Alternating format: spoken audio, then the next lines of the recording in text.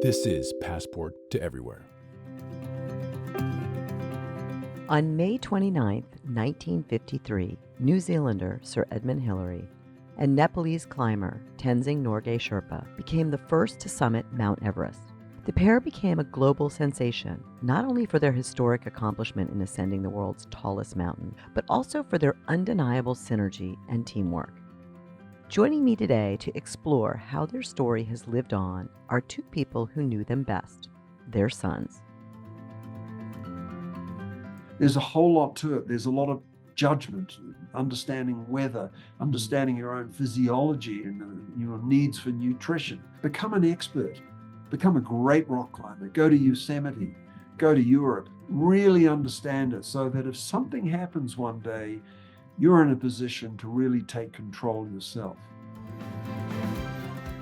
Welcome to Passport to Everywhere with Indagare's Melissa Biggs Bradley. Melissa is the founder and CEO of Indagare, a travel and media company committed to inspiring and empowering people to change their lives and the world through travel while having a positive impact on the places they visit. On the show, Melissa will reveal a behind-the-scenes look at some of the world's most treasured places, transport you to dream destinations and hotels, and introduce you to some of the most extraordinary people she's met on the road. This is Passport to Everywhere. Travel is often about venturing into the unknown, proving to yourself that you're capable of far more than you previously imagined. I've always been a believer in transformative travel and in crafting journeys that can shift your perspective and reveal new possibilities and capabilities, which is why I'm really excited about my guests for today's episode. Both have risk-taking adventure and mountaineering in their DNA. I spoke with Peter Hillary and Jamling Tenzing Norgay while they were together in Nepal on a film shoot for our Indagare partnership with Bank of America.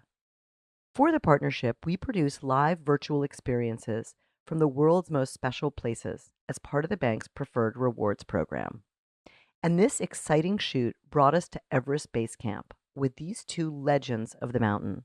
Peter, Jamling, and I sat down to discuss responsible travel and mountaineering, their own accomplishments, and how the two intrepid travelers have carried on their father's historic legacies. Peter Hillary was born 18 months after his father's first summit of Everest. His father took him climbing at the age of 7, and he grew up joining many of his expeditions. He eventually became an accomplished mountaineer and expedition leader himself, living a life of adventure mirroring that of his father. He first ascended Everest in 1990, and since then, he's completed the 7 summits, the highest mountains on each of the 7 continents. Outside of guiding in the Himalayas and Antarctica, Peter works as a motivational speaker, sharing lessons learned from the mountain. He's the author of multiple mountaineering books and one children's book. He was awarded the New Zealand Commemoration Medal in 1990 and the Tenzing Norgay Award for Mountaineering in 2009, among many other distinctions. Jamling Tenzing Norgay is also a climber, a mountain guide, author, and motivational speaker. He became the star of the IMAX documentary Everest when he summited the mountain in 1996. The movie follows the physical, mental, and spiritual journey of a team of climbers in the wake of one of the largest tragedies in the mountain's history. Jamling received rewards for his bravery from His Holiness the Dalai Lama, as well as the National Citizens Award from the President of India. He runs his own adventure travel company and personally guides treks in Sikkim, Bhutan, and Nepal. As a motivational speaker, he shares lessons learned from his father, his own expeditions, and Sherpa culture. And he's the author of the acclaimed book, Touching My Father's Soul, A Sherpa's Journey to the Top of Everest, published in 2001. The lives of the Hillary and Norgay families are forever linked, and Peter and Jamling are as an inspiring, dynamic duo as Sir Edmund and Tenzing were before them.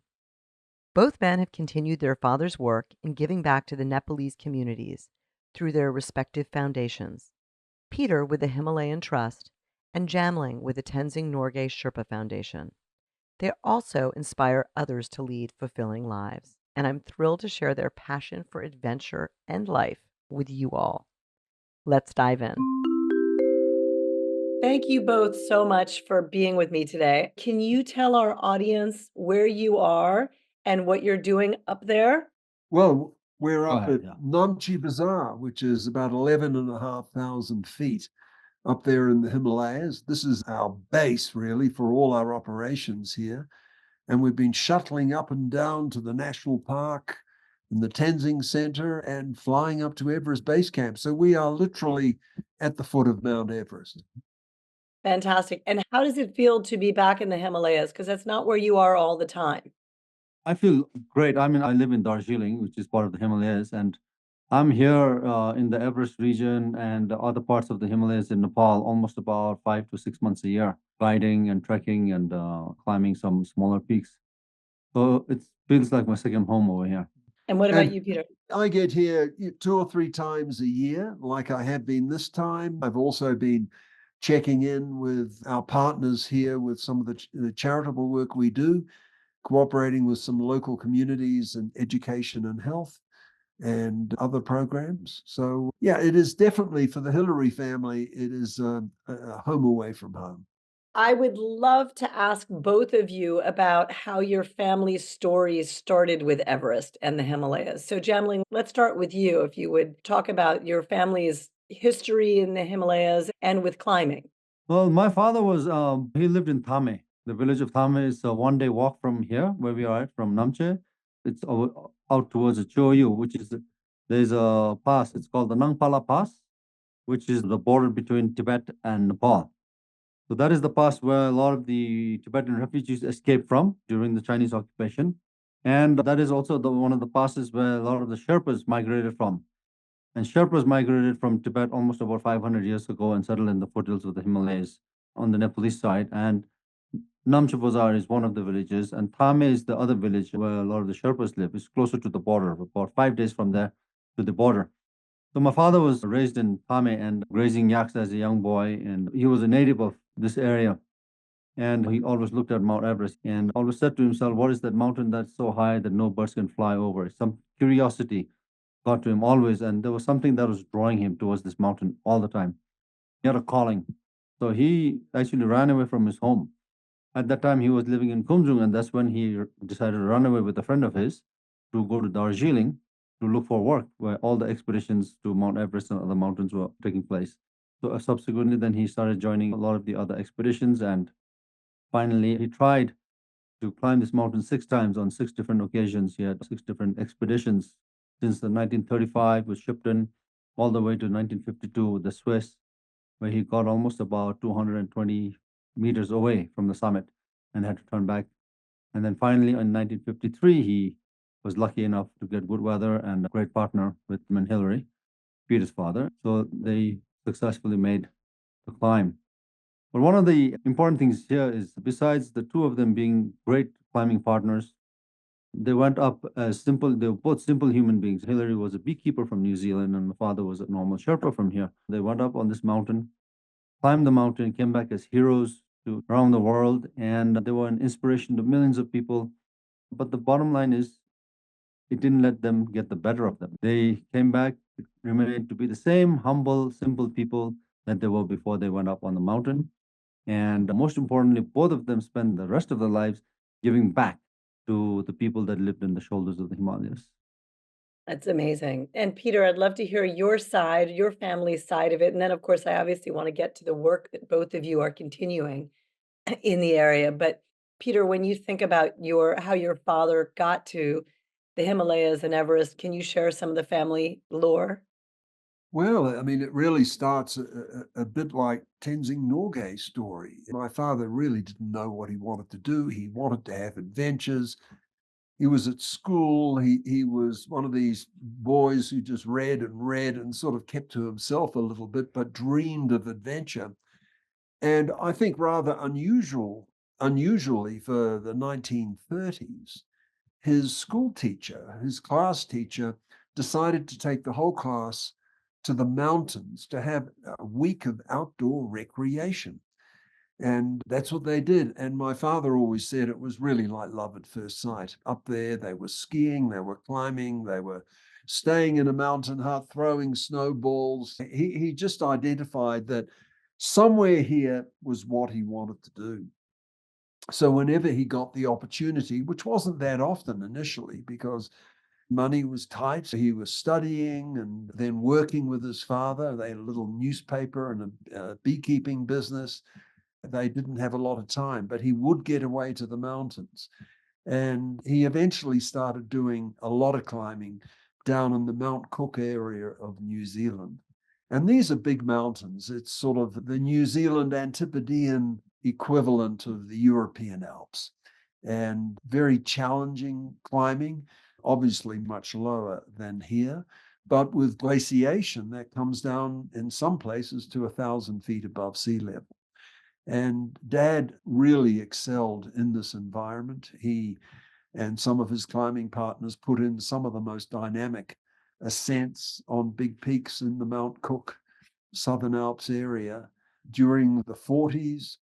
And by the time the opportunity of Everest came along, he was definitely seen as one of the strong alpinists from New Zealand. And they went on a Himalayan expedition in 1951 in the Indian Himalaya. And then the most extraordinary thing happened. They got a telegram from Eric Shipton. He was supposedly going to become the leader of the next British Mount Everest expedition. And he was heading into Nepal. Nepal had just opened its borders to go on a reconnaissance. And so they got a telegram for two of the climbers to join the reconnaissance expedition. So they traveled across India into Nepal. And of course, there was no infrastructure. They had to basically walk all the way up, catch up with the reconnaissance expedition, eventually into this area, up the Khumbu Valley, and they climbed up on a peak called Kalapata, and then across some of the flanks of an even bigger, beautiful looking mountain called Pumori.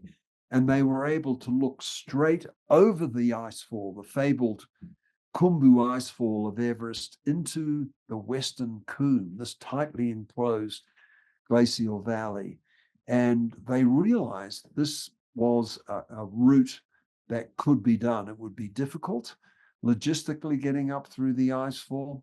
And I guess the rest is history.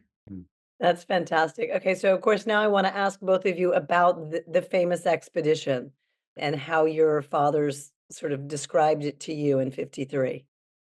My father had been on many expeditions in the Himalayas, and like I said earlier, the expedition with Peter's father was his seventh attempt on the mountain. He and his Swiss climbing partner Raymond Lambert had sort of found the route up through the Western Coombs up towards the summit ridge, and that is the route that is commonly used today. So he was actually invited as a member of the 1953 Everest expedition. So he was a member of the team, and when they arrived in Kathmandu for the first time, he met with the whole expedition team, the British team, and he met with Hillary for the first time over there along the 1 month journey to base camp, because back then they didn't have flights or to Lukla or no airports or anything. So they had to walk from Kathmandu all the way to base camp, which took them almost about a month, with over 500 porters carrying supplies.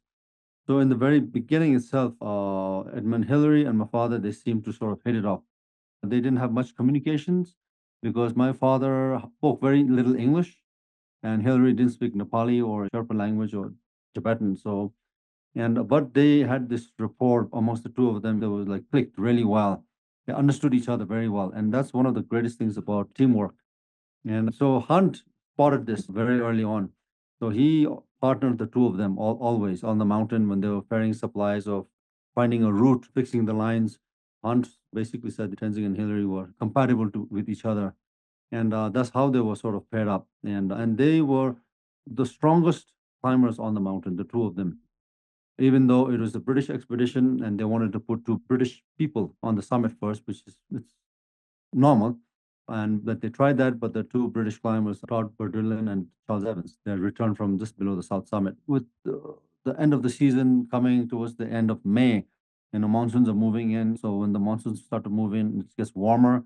Warmer means ice starting to melt. There's a lot more movement in the ice fall, so it becomes more dangerous. So he wanted to finish everything by as soon as possible. And immediately he had Hillary and Tenzing, the second two, to go up on this mountain. And he did one of the greatest job as a leader to make sure that this was a successful expedition. because the British always felt that Everest was their mountain. Since 1921, 22, 24, 35, the whole time with Mallory and Irvine, and then with Shipton and Hugh Rutledge and Tillman. And so he wanted to succeed in getting two people up there. At the end, it didn't matter who got up. So Hillary and Tenzing were the best pair. And he himself went hunt himself with two Sherpas, I think. They went up all the way to the last camp, which was Camp 9 at 27,500 feet, which is what we call the balcony today. And they slept one night there. So they carried supplies for Tenzing and Hillary to make sure that they had enough supplies up there to make a successful attempt on the mountain the next day. And through his leadership qualities and his teamwork and organizing with logistics, because he was a colonel in the army, so he had all this experience with logistics. So through his experience, he was able to get the two of them to the top of the world, and the rest is history, like we said. Amazing. And Peter, do you have any color to add from your side of the family? Look, I think for us, it's the wonderful thing about that success in 1953 was there was this great partnership. There are a number of key events that have happened, let's say, over the 20th century. And very often there's one person whose name comes up. And I think this was the wonderful thing about Everest. Not only did they extend the realm of possibility of what humans could do, because we didn't know if humanity could go to over 29,000 feet. Would we be defeated by that? Would the difficulties of the climb be too much? These were unknowns. They showed, yes, we can. And of course, that sends a message to everyone. We can do more than we thought we could before. But I think the key thing was this amazing partnership between a man from the Himalayas here in Nepal and one from the other side of the world. And they were this incredible team. Hillary and Tanzing climbed Everest. And I think that's a wonderful message. Yeah, there's a wonderful African proverb that I love that says, if you want to go fast, go alone. If you want to go far, go together. And that's a great illustration of it. So I'd love to hear about your own personal relationships with Everest. Jamling, I assume you obviously grew up in the shadow of Everest, metaphorically and literally. But when did you start falling in love with mountains and know that you were going to climb? And then I want to ask you the same thing, Peter. Well, I followed my father on one of his many journeys into the Sikkim Himalayas, which is the borders Nepal. And back then, before 1970, it was a kingdom on its own before India annexed it in the mid 70s. My father used to go there all the time because of the Mountaineering Institute that he had opened with Pandit Nehru, the late Prime Minister of India. I went with him, or not really went, but instead he dragged me along with him.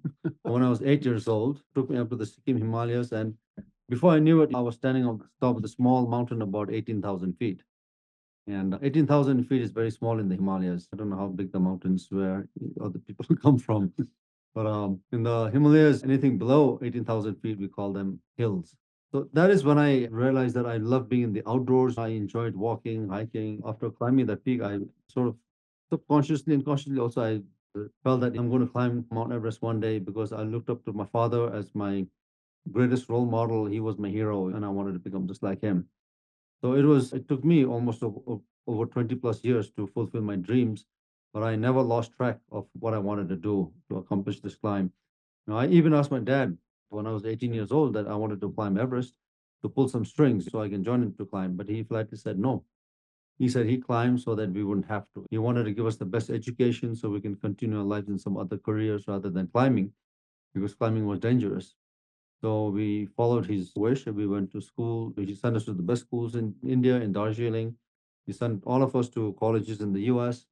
But after that, I decided that I must follow my own passion and my destiny. So I moved back home to Darjeeling to pursue my dream to climb this mountain. And I finally got the opportunity when I received a call from David Brashears, a leading mountaineer and a filmmaker, and asked me to join as the climbing leader of the IMAX filming expedition. And then that's how I ended up achieving my goals after almost 21 years of dreaming about it. And it's pretty similar to my dad because he made his first attempt when he was 18 and he finally climbed this mountain when he was 39. So 21 years later down the line. Never give up hope and never lose sight of your vision. And was your father still alive when you made the summit? No, my father passed away in 1986. And then I climbed this mountain in 1996, 10 years later. But one of the funny things is that when I went back after climbing the mountain, I went back home. All my relatives, my uncles, aunts, they came up to me and told me that your father always told us that you would be the one to follow in his footsteps one day. Knowing the Tenzing family, I can see that too. That's amazing. What about you, Peter? I mean, I was brought up in a family where our adventure travel consultant was Sir Edmund Hillary, and he was a restless guy.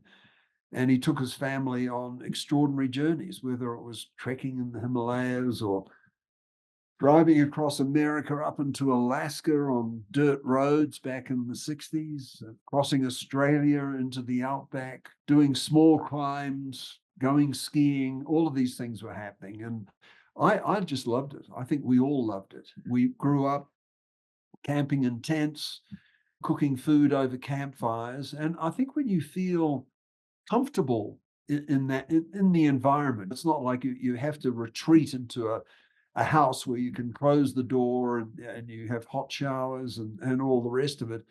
You feel comfortable in the outdoors. It really opens up a whole lot of opportunities. And that's really the way it was for me and my sisters.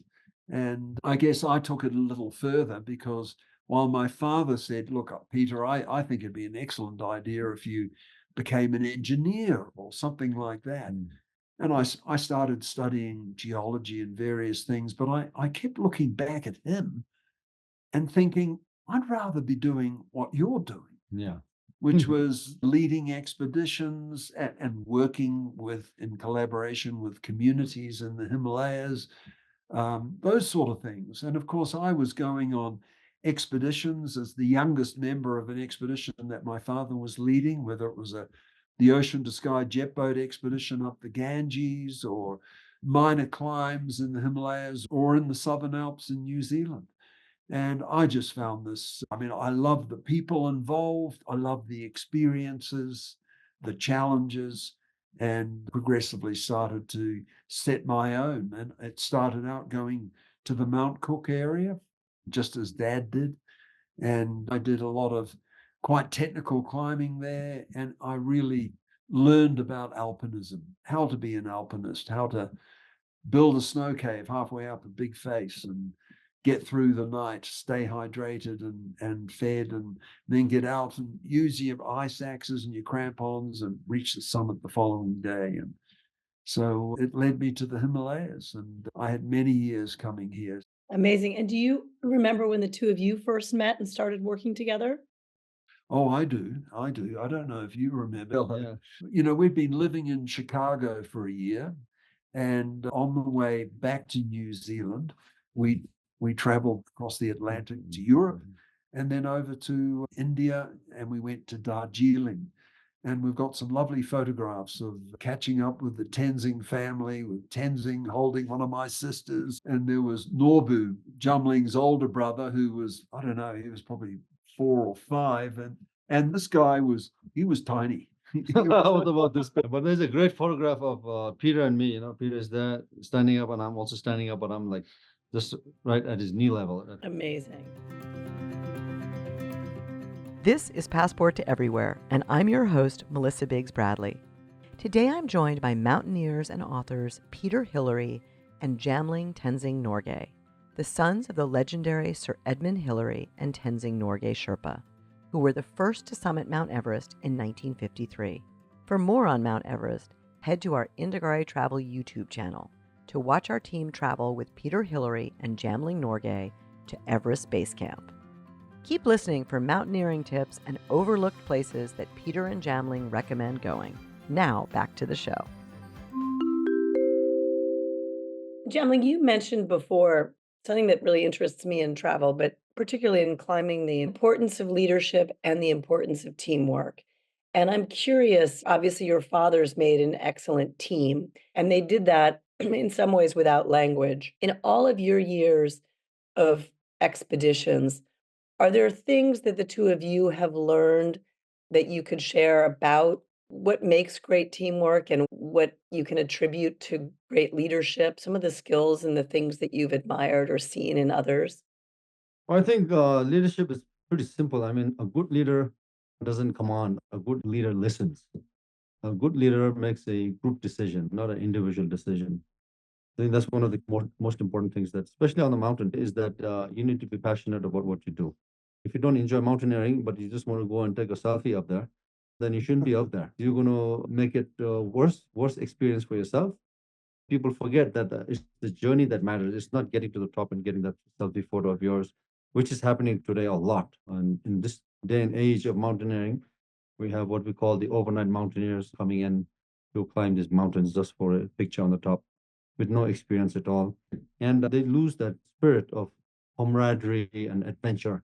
That's all lost. And those are the characters that both our fathers had and all the climbers back maybe about 20 years before, because they were all passionate about climbing. They came out here, they worked hard, they trained hard, they didn't have money.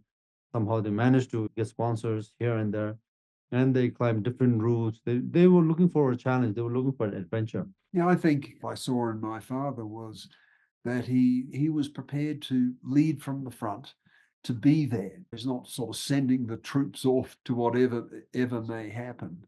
And he was accountable, and he listened to what other people had to say. So it was quite a collaboration. But he enjoyed fun. And I saw that, for example, on that jet boat expedition. It was one of the most marvelous expeditions we had up the Ganges River with a huge group of people from Nepal, India, and New Zealand and Australia. And we had fun. And that's the sort of leadership that Dad provided on that expedition. We managed to take the jet boats from the Bay of Bengal right across India, up the Ganges, into the Himalayas, up and high into the Indian Himalayas until literally they could go no further. And then we went and climbed the mountain. And Dad just really accepted, like when the boats could go no further, he accepted things like that. I think one of the classic examples was on an earlier jet boat expedition. And I know people think of him as the mountaineer, but he had all sorts of expeditions. He was the first person to drive motorized tractors, motorized vehicles across Antarctica to the South Pole. He used helicopters to facilitate how some of these sort of experiences could happen. But on his first jet boat expedition, one of his drivers got into a difficult situation and sank the boat. And this was like in the first or second day of the expedition. And when he swam ashore, he came to my father and said, "Gee, I'm sorry about that, Ed. We've lost the boat." And Dad just said, "C'est la vie." That was all there was to it. And they carried on with one boat. And I think that sort of approach to things is really meaningful too. Given the fact that in that situation, I would imagine, and certainly in others, the situation could be dangerous. And so having an attitude of sort of resilience and flexibility is really important. And I would imagine both of you have faced adverse circumstances in your day. Are there any sort of humbling moments that you can talk about on any of your expeditions where you sort of realize the word you used, Jamling, which I think is interesting, is character, where you realize what your character is or the character of those around you? One of the experiences was on Everest itself, because the year I climbed Everest, during the same time was the year of the worst disaster on the mountain's history, where nine climbers lost their lives in one single night, and total of 14 climbers died that season. We were filming with the IMAX camera, and we were in Camp 2 and looking at climbers going up. And so when we heard people were lost, they were missing, the next morning, instead of taking the camera and filming, which the climbers of today's world will definitely do to make an extra buck, we put down the camera gear. The whole team, we decided as a team to put down the camera gear to collect as much medical supplies and food and whatever oxygen, whatever we can get to help the climbers. There were almost about 2 dozen climbers still stranded high up on the high camp, the death zone, and the last camp. So we got together with another team, and we actually went up to Camp 3 and Camp 4 to bring all the survivors back down the mountain, knowing that, our chances of success, our chances of going up on this mountain is finished, because all our stash of oxygen that we had supplied, that we had kept for our own summit bid, we asked the people up there to rip open our tents and take everything, which meant we sacrificed our chance of going up. True climbers make these decisions. Today's climbers, you go up today. I'm not, as a matter of fact, today's climbers, people are stealing bottles up there. People are stealing food, and there's so much anger and there's so much arrogance in what climbing community today. So that was the moment that in '96 that as a team, we made a decision as a team that we're going to help these people. It's the right thing to do. And then we came back down saying, all right, we can regroup and we'll try to regroup, get some, and we've sent Sherpas, we went looking for all the other camps to look for supplies, oxygen supplies, whatever we can find, so we can try to go back up this mountain again. And we managed to do that. And 10 days later, we were back up on the mountain. And one of the greatest thing was that we were the only team on the mountain. Everyone else had packed up and left to go back. So we had the whole mountain to ourselves, which was really nice.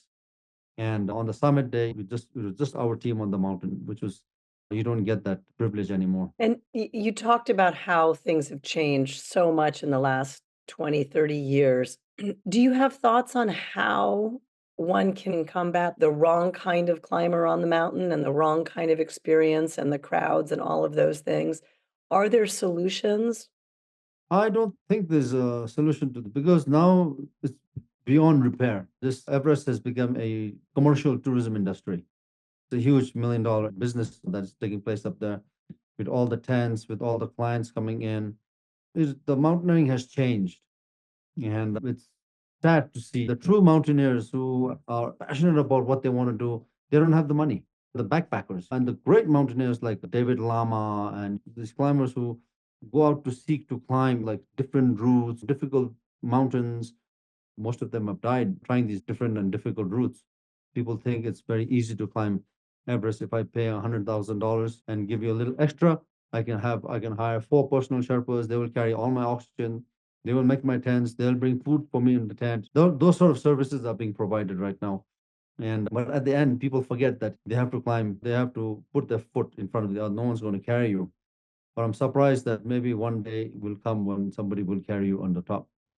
It is interesting. I mean, mountaineering for, I guess, a lot of people around the world really has just become Mount Everest. And it has become the whole of the guiding industry. And I don't particularly have a problem with the guiding industry per se, because a lot of people have done their apprenticeship, they've done the training, they've done a lot of climbing. For example, you go and learn to rock climb, you go and learn to ice climb, you go to Alaska, you climb a mountain there, you go to the European Alps, you work your way up so that in the end you really know what you're doing. And then you turn up in Nepal and you do some smaller peaks, and eventually you go, I'm going to have a go at Everest. But of course, the media really love focusing on people who turn up, and they do this. They arrive at Everest Base Camp and they've got a pair of crampons in a cardboard box, and they don't know how to put them together. And these go on their feet, and this is how you are going to get up. So they have to be instructed on how to assemble the crampons, put them on their boots, and how to use them. I mean, I find that absolutely staggering, really. And I think, in a way, if you have that attitude, then you cheat yourself of the real experience to be independent, to climb high and know that you hold your own destiny in your own hands, not just because you're being guided. But it is also true, there are lots of great climbers still out there. They take different routes on the mountain, on Mount Everest. And of course, they go to many of the other thousands and thousands of peaks that stretch across the Himalayas or the Andes or up in Alaska or the European Alps. And they do outstanding climbing. So I just feel that some of the guided climbing has overshadowed the absolutely brilliant climbing that young people in their 20s and 30s at the peak of their performance are actually doing every day, every year. But we tend to get focused by the whole media show on someone who's probably pretty incompetent, shouldn't be there, and that gets broadcast around the world. And I think that is a sort of a jaundiced view of what really is happening. So, as mountaineers who really love climbing for the sake of climbing, If you met a young mountaineer who said, I want to do some amazing climbs and is someone who's really going to do it independently, what are some of the places that you've been lucky to climb that you recommend that you think are spectacular and overlooked? Oh, look, I mean, I would say to someone like that, set yourself this 10-year goal to really learn the game. If you really want to know a lot about chemistry, you're probably going to do a PhD. How long does that take? 10 years or more. And it's the same sort of thing. Become an expert, become a great rock climber, go to Yosemite, go to Europe. I mean, climb little rocks in out the back door, learn to ice climb. There's a whole lot to it. There's a lot of judgment, understanding weather, understanding your own physiology and your needs for nutrition. Really understand it so that if something happens one day, you're in a position to really take control yourself. And in terms of where to go all over, I mean, the US has absolutely stunning places to go, rock climbing, alpine climbing, as there is all around the world. And that's part of the adventure. And take advantage of it. And so that when you do go to some of these very difficult high altitude mountains, which are different because the altitude just saps it out of you. It's even like when we were up at Everest Base Camp, there's only half the oxygen in the air. We're not designed to operate comfortably with half the oxygen. You go to the summit of Mount Everest, there's less than a third. So you are hanging on, you are hypoxic, and you really do need a layer of experience downloaded on into this gray matter here to help you get through that challenging situation. Now, I know both of you do really interesting work on the mountain and in the Himalaya region through your foundations, continuing the work that your fathers had started in some ways and probably innovating differently. Can you tell us about your foundations and your roles? Like I mentioned earlier, my father spent a lot of his time giving back with the helping the Sherpa community, whether it's with jobs, getting jobs, or with educating young people who don't have money, and with the environment.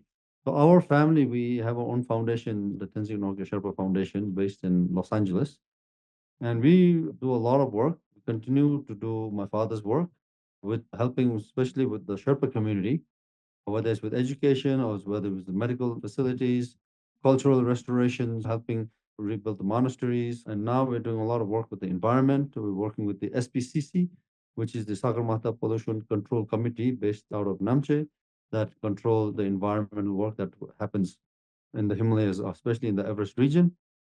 And they're the ones who make sure that rubbish is being brought down from Mount Everest, and they monitor these things. So we support them with carry me back programs, recycling programs, building of bins. So there's a whole lot of work that we associate ourselves with. And we work closely together with the Hillary Trust, which Peter is the chairman of, and New Zealand. So we've been doing this for many years now, both the families. I'm also on the board of the American Himalayan Foundation, where Norbu Tenzing works. And so we're in very close contact and communication about that sort of work. But from the Hillary side, my father and mother, they started the Himalayan Trust, built the first school up in this area. And they just found that they would get these petitions from the only kid in a village who was vaguely literate because none of the parents were. And you got this, my father would always say, this little child would come up and this very simply written petition going, would you build a school for us in our village?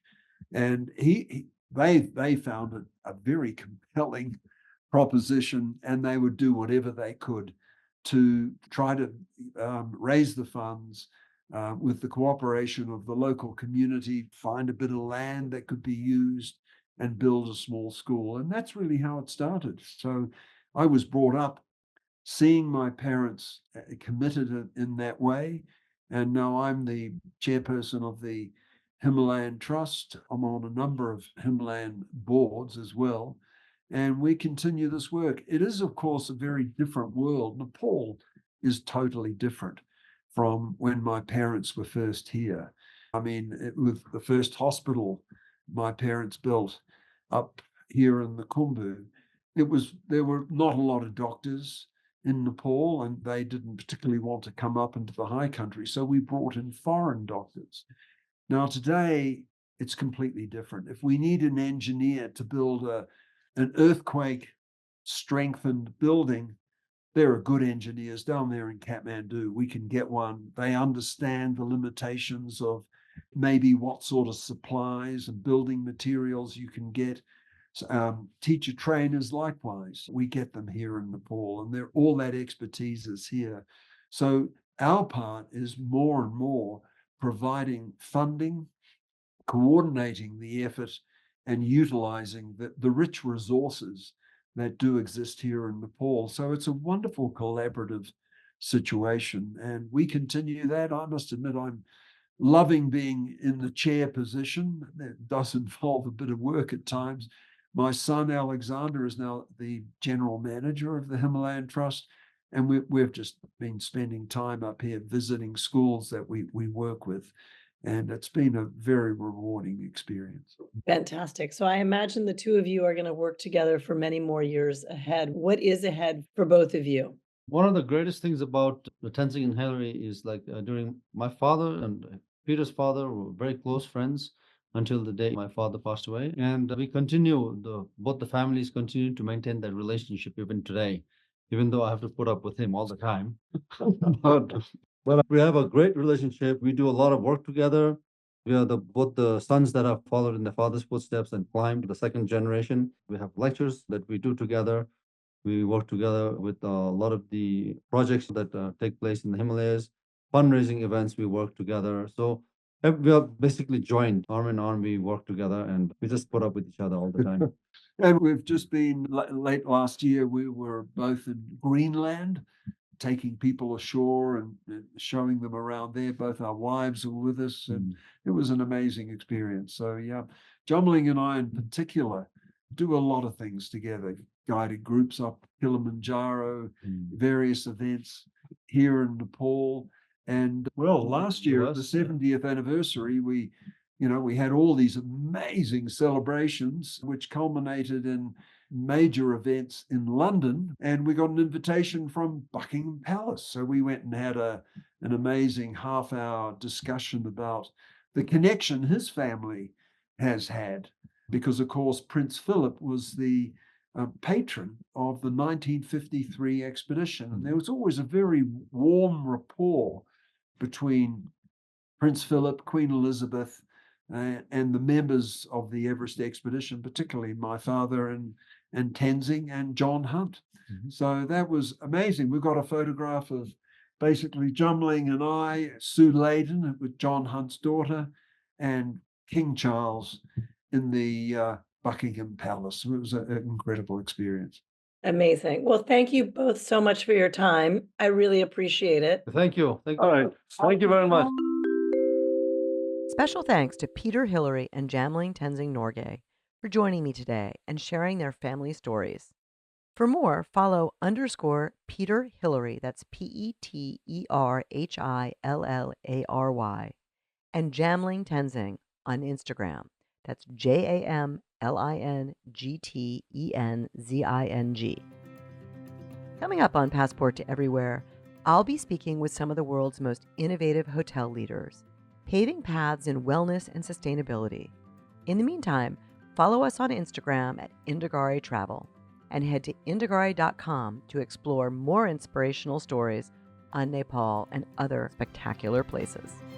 Thanks for listening. Thank you for joining us at Passport to Everywhere. We hope you'll join the journey and subscribe.